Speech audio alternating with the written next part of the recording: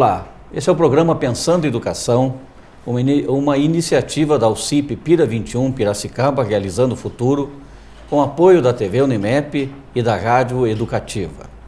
No programa de hoje nós vamos conversar a respeito de um programa desenvolvido pela Prefeitura de Piracicaba, intitulado Ler e Escrever.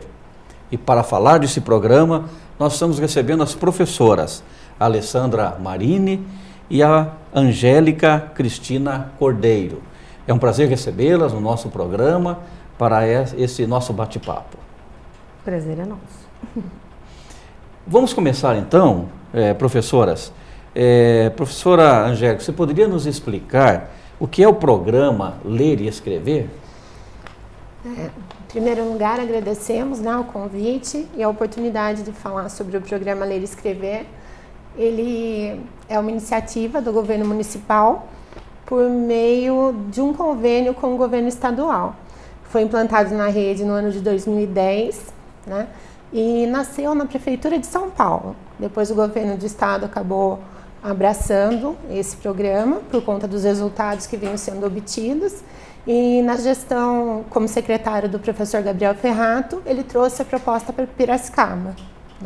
O programa Ler e Escrever, ele trabalha em 3 eixos principais: a formação, os materiais e o acompanhamento permanente da aprendizagem dos alunos.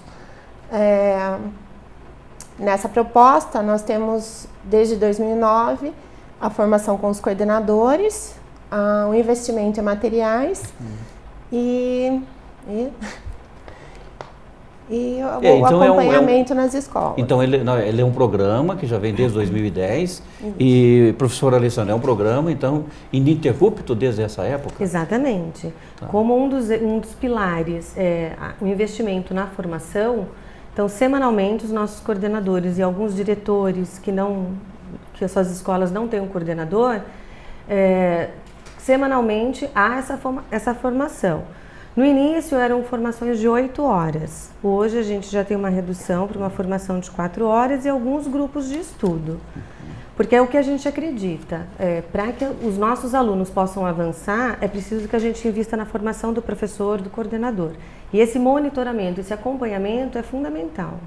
E há, por parte assim, das coordenadoras, dos diretores, diretoras das escolas, uma boa receptividade com relação a esse programa? Hoje os coordenadores entendem essa formação como fundamental. Nós trabalhamos os eixos principais da língua, que é a leitura, a escrita e a aquisição da base alfabética com os coordenadores, dando todo o respaldo teórico e o aprofundamento na análise de atividades, para que eles sejam bem-sucedidos na formação dos professores e no acompanhamento da escola. Então isso já faz parte da rotina deles, eles já sabem que toda quarta-feira estamos juntas, E então isso é reconhecido hoje como essencial na prática do coordenador. E vocês atuam, professora Alessandra, nesse programa como coordenadoras, é isso? Nós nos intitulamos como coordenadoras formadoras. Nós antes éramos coordenadoras também em escola, houve um processo e acabamos assumindo a formação de coordenadoras formadoras. Então nós saímos das escolas também, então conhecemos bem a realidade, os alunos, o que nos dá um suporte também para trabalhar com esses coordenadores, não há um distanciamento, o que favorece muito a formação.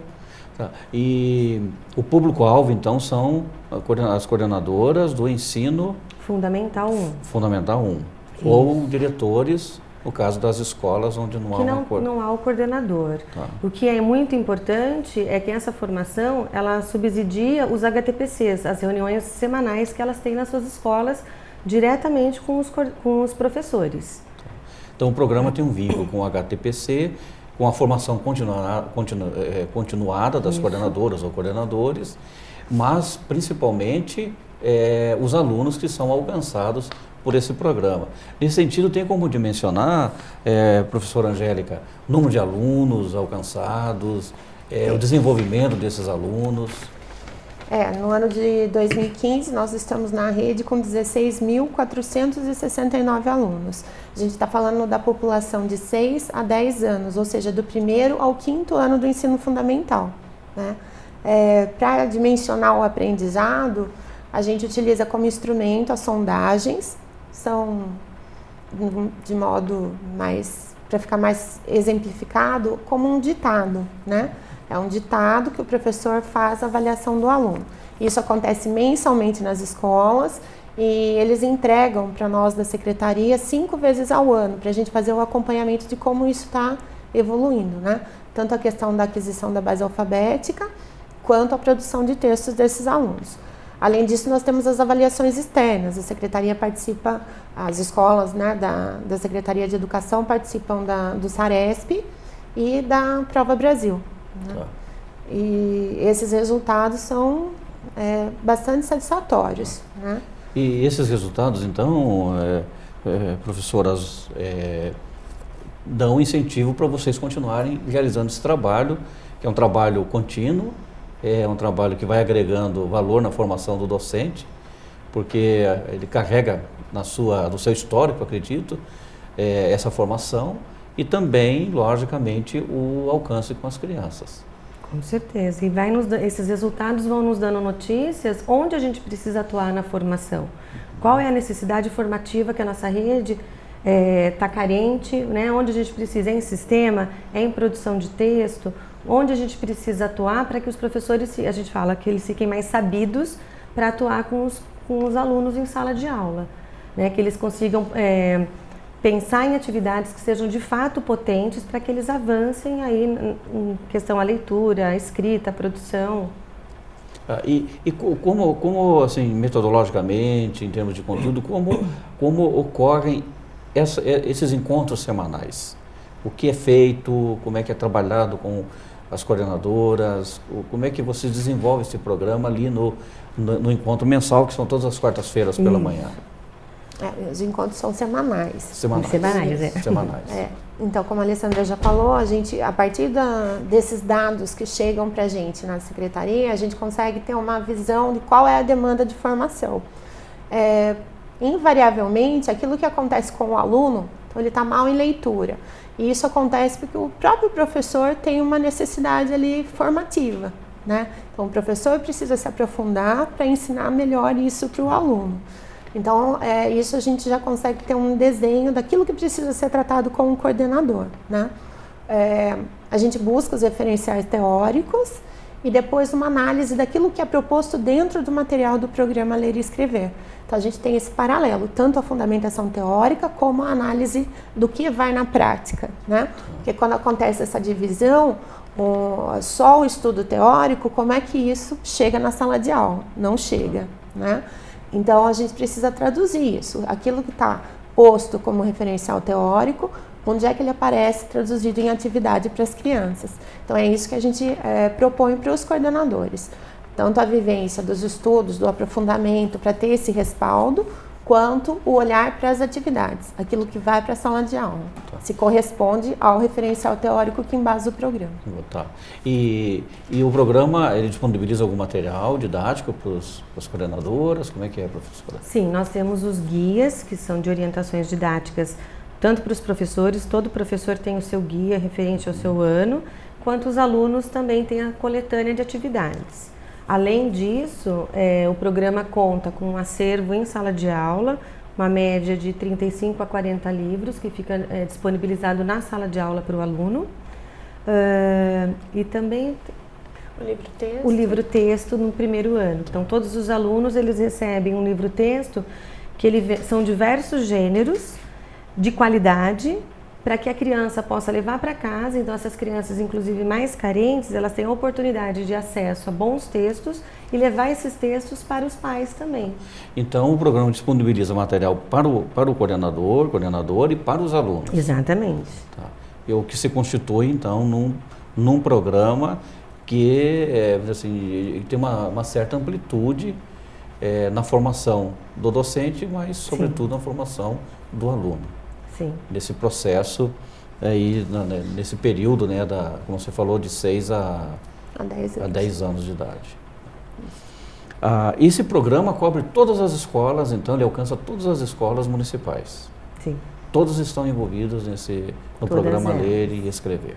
Todas elas. Quando o professor Gabriel trouxe, na época ele era o nosso secretário, ele trouxe o programa para o município, isso já era uma proposta.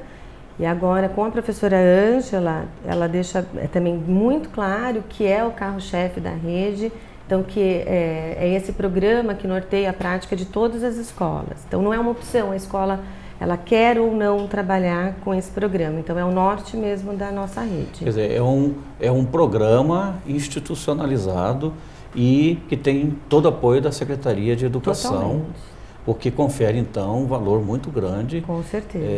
Para o envolvimento das escolas e também o envolvimento das professoras, enfim, dos alunos. Eu perguntaria assim para vocês, nessas reuniões semanais, quais são assim, as principais necessidades que as coordenadoras apresentam para vocês?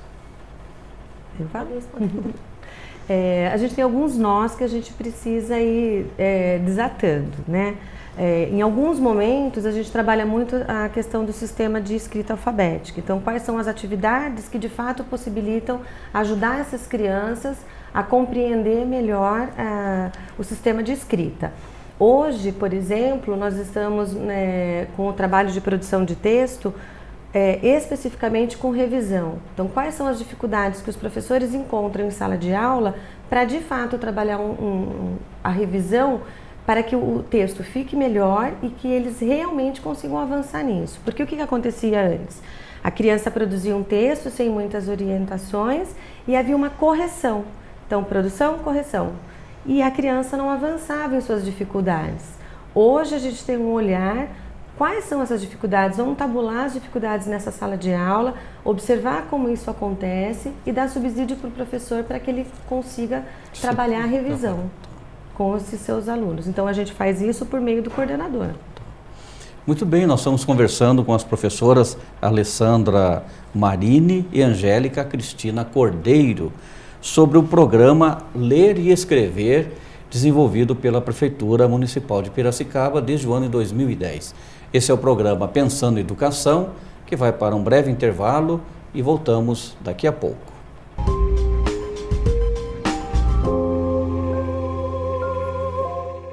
Deitado eternamente em berço esplêndido, ao som do mar e à luz do céu profundo. Fulguras ao Brasil, florão da América. Iluminado ao sol do novo mundo. Do que a terra mais garrida. Teus risonhos lindos campos têm mais flores. Nossos bosques têm mais vida. Nossa vida em teu seio mais amores. Assine a petição pela lei do desmatamento zero. Eu assinei. E eu também assinei. Eu assinei. abrace essa causa. Assine.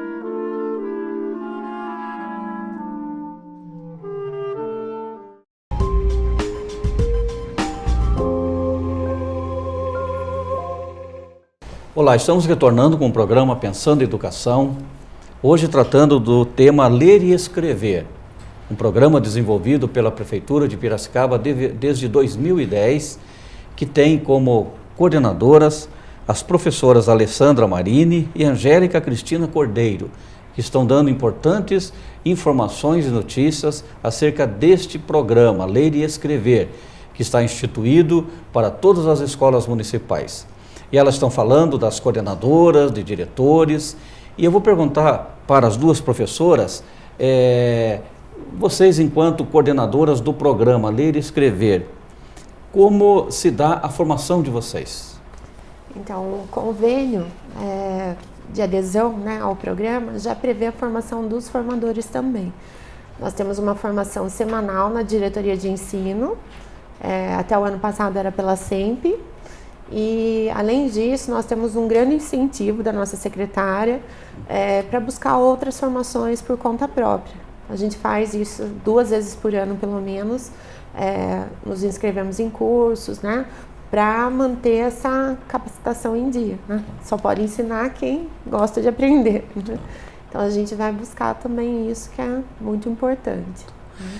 Professora Alessandra, eu estou achando interessante esse programa, porque às vezes você tem a ideia que a escola pública ela não desenvolve um estudo de qualidade e etc e tal. No entanto, o que vocês estão aqui relatando para a população de Piracicaba, por meio do programa, da TV Unimep, da Rádio Educativa, mostra uma das ações, porque nós sabemos que são muitas as ações da Secretaria de Educação para assim, desmistificar essa ideia e mostrar ações pedagógicas, criativas, didáticas que possibilitam que os alunos se envolvam no processo de ensino-aprendizagem assim, em grande escala e se preparem, vamos assim dizer, para o mundo acadêmico, né?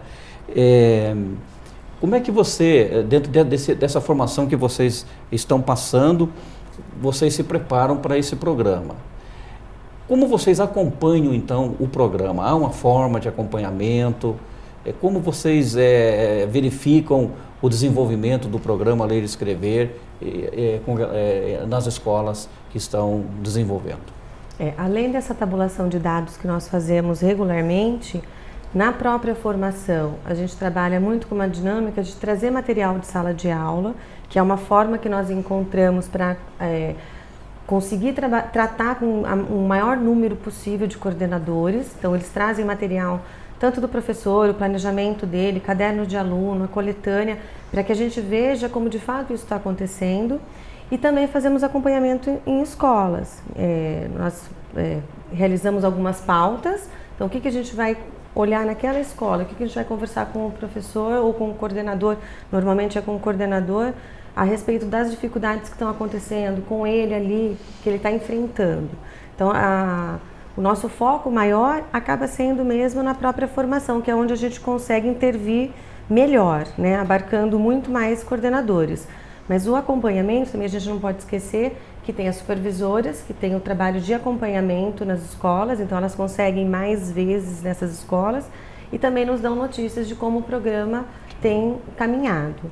O que é muito importante nesse programa, o que a gente diz sempre, é que todos os alunos eles têm direito a uma educação de qualidade. Não importa se é uma escola pública ou uma escola particular. Né? Então a gente busca exatamente isso.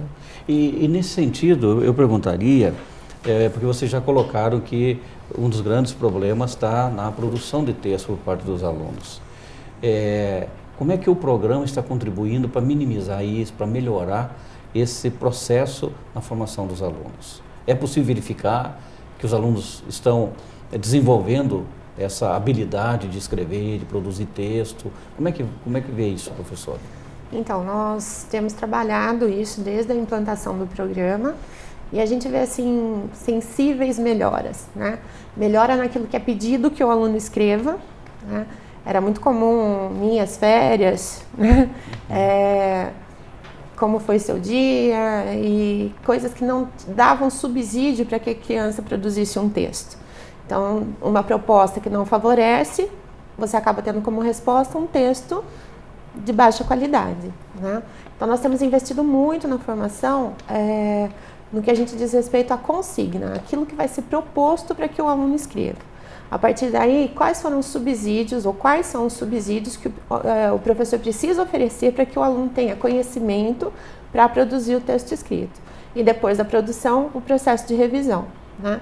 Então, assim, são várias etapas na produção de um texto. Não é só um tema, não é só um título, né, uma sequência de imagem, como era dado antigamente, da forma que se acreditava que o aluno ia aprender. Pensava-se que uma vez que o aluno dominasse o sistema de escrita, ele conseguiria produzir qualquer gênero, né, qualquer tipo de texto, o que não é real. Depois de dominar o sistema de escrita, ele tem outros desafios que se colocam. E a produção de texto, ela não pode esperar o aluno dominar o sistema. Então, a produção de texto, ela está presente desde o primeiro ano, desde o primeiro bimestre, né? Como proposta, dentro do material do programa.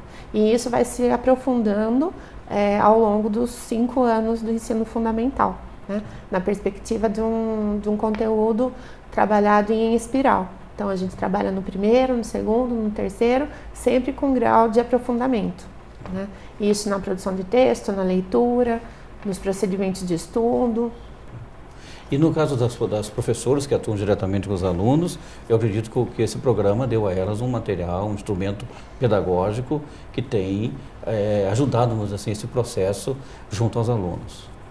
Além do material que vem no guia, né, as orientações, os encaminhamentos para cada atividade, Ele vem dividido com quais são os objetivos, quais são os materiais que o professor vai precisar, quais são os encaminhamentos passo a passo que o professor precisa fazer para que aquela atividade tenha um sucesso. Então, além disso, nós temos a base teórica, que é o que a gente trabalha com os coordenadores e vai subsidiando também nas escolas toda a prática do professor. Então, quando a Angélica cita, por exemplo, que tem que ter uma boa consigna, o que isso quer dizer? Né? Então, para a criança tem que estar muito claro para ela, para quem ela vai escrever, onde esse texto vai circular. Para que ela saiba qual é o melhor gênero que ela vai utilizar para escrever esse texto, qual a linguagem que ela precisa utilizar. Então, isso vai dando notícias para a criança para que ela possa produzir um texto de melhor qualidade. Tá. Eu aproveitaria para perguntar para vocês, a família pode participar de alguma maneira desse programa em casa? O que a família pode fazer que vai colaborar com o desenvolvimento dos seus filhos nessa perspectiva da leitura, da escrita, da produção de texto? Penso que o primeiro contato que talvez eles tenham hoje nas escolas, nas reuniões pedagógicas, quando chamam os pais para a escola, tudo aquilo que vai ser trabalhado no bimestre é apresentado para os pais com antecedência. Né? Então, o pai sabe qual é o tema que está sendo trabalhado na escola. E isso já ajuda, né? Para perguntar, olha, o que você viu hoje, o que você aprendeu. Além disso, o material também tem muitas propostas que envolvem a família. Então, vai uma pesquisa para casa, uma consulta aos familiares, alguma coisa para ser feita junto com os familiares. E é importante que os pais deem atenção para isso, né? Para esse momento que a criança leva uma proposta para casa. O livro também, o livro texto, que é do aluno, né? Que a Alessandra já falou que são vários gêneros, né? Então é um material de leitura riquíssimo, que está na mão da criança e que os pais podem fazer uso, né? Devem, aliás, contando uma história, lendo ainda quando a criança não tem leitura autônoma para a criança que está ali com o livro. Né? Isso são algumas ações. Além disso, no fechamento dos projetos, os familiares são convidados a vir para a escola e participar. Né? Então, ver o lançamento de um livro, uma apresentação oral, aquilo que for o produto final do projeto previsto no material. De alguma maneira, os pais são envolvidos. Né? E vão acompanhando, porque hoje é muito importante no processo de educação, né? Das crianças, sobretudo nessa idade. O que destaques vocês gostariam de fazer com relação ao programa Ler e Pensar? Ler e Escrever, né? Ler e escrever. O que vocês destacariam como assim a principal contribuição, se vocês tivessem que destacar uma principal contribuição para o coordenador, o professor, para o aluno, o que vocês destacariam? Penso que é o estudo, né, Jean? Eu acho que a questão de você se desdobrar semanalmente, esse espaço que nós coordenadores conquistamos para estudar semanalmente, todos nós ali, a respeito de boas propostas para que ajudem as crianças a avançar, isso é um diferencial do programa, né? Que foi graças ao programa ter sido implantado na rede que essa prática regular passou a acontecer. Né? Fora o acervo, a leitura, como isso vem se desenvolvendo. Eu acredito também que a questão de unificar, né, aquilo que é trabalhado na rede. Como uma rede de ensino, hoje a rede tem uma cara. Você vai em uma escola municipal, naquele bimestre está sendo trabalhado aquele conteúdo em todas as escolas. Isso favorece tanto o acompanhamento quanto esse foco no estudo. Né? Se a gente tivesse cada escola trabalhando um projeto diferente ou com objetivos diferentes, a formação não seria possível, né? Porque os interesses seriam diferentes. Né? Então, hoje o aluno que transita de uma escola municipal para outra, ele não tem um choque de conteúdo, nem daquilo que ele não fica a desejar, né? Porque está todo mundo trabalhando numa mesma proposta, né? E os tempos também são ajustados para que todos trabalhem no mesmo período. E isso também dá uma certa uma certa unidade nos processos pedagógicos das escolas. Sem dúvida. Porque os professores também estão envolvidos, né, no mesmo programa. Né? Com certeza, mesmo quando tem a remoção ou de professores ou transferência de alunos de uma escola para outra da rede, isso ajuda muito. Né? Uma coisa que antes era muito difícil, uma criança, mesmo sendo da rede, ela saía de uma escola, de repente ali numa outra unidade estava tendo uma outra proposta. Então isso também favorece, tanto para os alunos quanto para os professores. Vocês saberiam dizer quantos municípios de São Paulo estão seguindo esse programa, como Piracicaba, que tem como, vocês falaram, né, o cargo-chefe, programa de excelência para as escolas? É possível saber? Nós tínhamos um dado, se eu não me engano, chegava a 95% do estado de São Paulo. Então não sei os números de municípios. Tá. Mas a maior parte deles estão desenvolvendo. Aderiram isso. Essa era a informação que nós tínhamos. Nós queremos agradecer a professora Alessandra Marini, a professora Angélica Cristina Cordeiro, são coordenadoras do programa Ler e Escrever, que hoje nos trouxeram informações muito importantes sobre o trabalho que está sendo desenvolvido nas escolas municipais de Piracicaba.